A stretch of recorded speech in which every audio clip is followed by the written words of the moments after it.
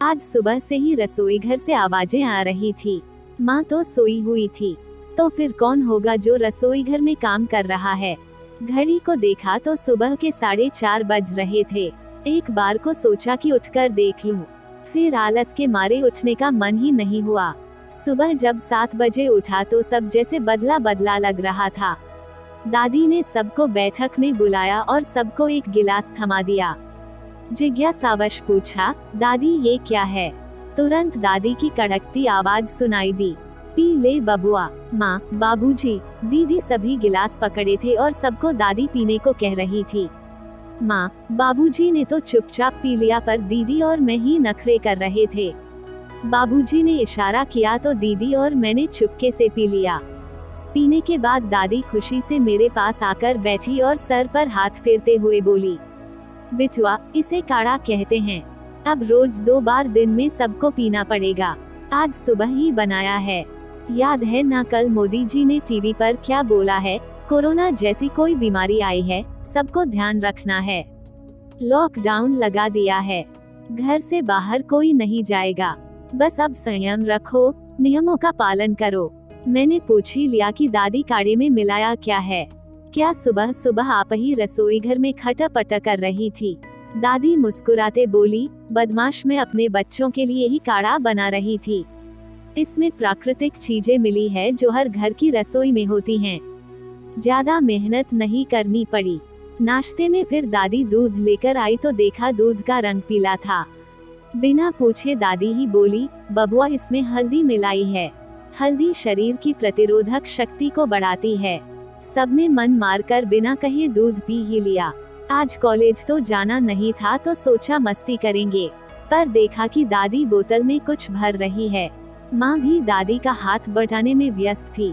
दीदी को आवाज देकर बोली, अरे बिटिया, इनमें एक एक बोतल सभी स्नानघर और बाहर वॉश बेसिन के पास रख दे। बस इसी से बार बार हाथ धोने हैं। इसमें फिटकरी और रीठा है। अब पूरे घर को खाने से पहले, खाने के बाद और बीच में जब मन करे हाथ धोते रहना है। स्वच्छता का बराबर ध्यान रखना है। दिन में दादी सिलाई मशीन लेकर बैठ गई। देखा बच्चे कपड़ों और कतरनों से कुछ सिल रही है। माँ रसोई घर में व्यस्त थी।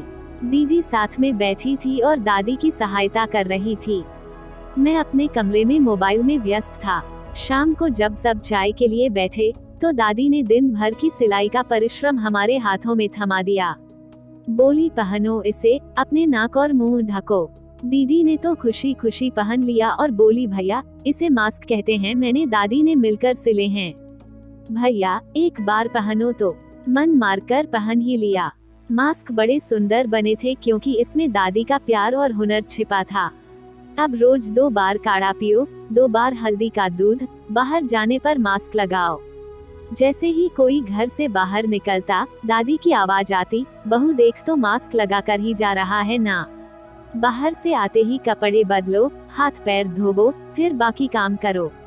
इस मार्च में टीकाकरण की शुरुआत होते ही एक दिन दादी मुझे बुलाई।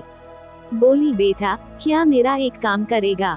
सुना है मोबाइल में टीका लगवाने के लिए कुछ फॉर्म भरना पड़ता है। बबुआ, जरा भर तो दे। मैं बोला कि आपका भरूं।